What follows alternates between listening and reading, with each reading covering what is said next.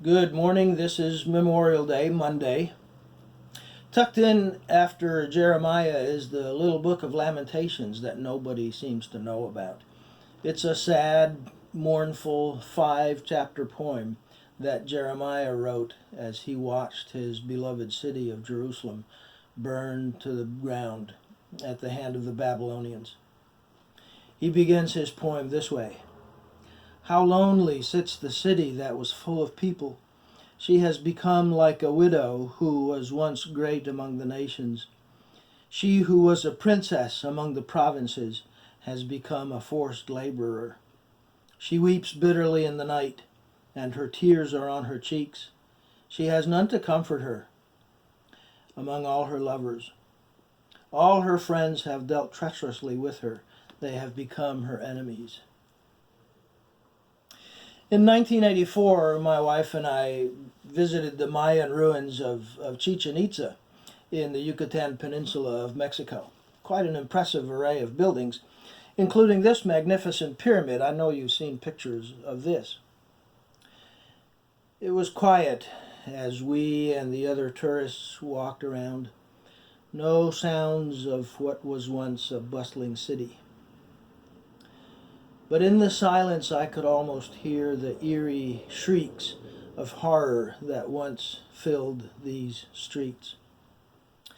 There were walls covered not with beautiful artwork, but with rows upon rows of human skulls, and serpents with their fangs showing. The centerpiece of the ball field, I don't know if you can see the details in this picture, is a carving of a beheading. The city, and the Mayan culture generally, was obsessed with death. Human sacrifice was a daily occurrence.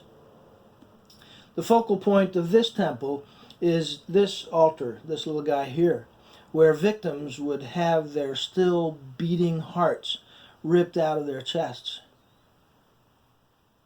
Games were played to decide who lived and who died, to satisfy the bloodthirst of the gods.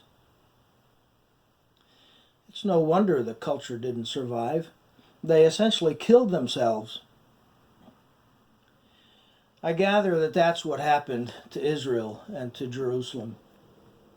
Verse 8 and 9 of chapter 1 say, Jerusalem sinned greatly, therefore she has become an unclean thing. All who honored her despise her, because they have seen her nakedness. Even she herself groans and turns away. Her uncleanness was in her skirts. She did not consider her future. Therefore she has fallen astonishingly.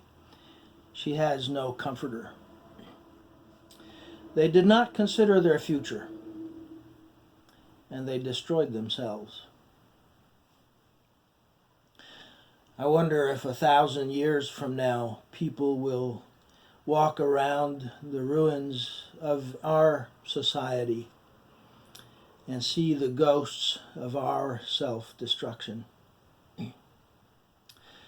I pray that God would grant to us the spirit of repentance.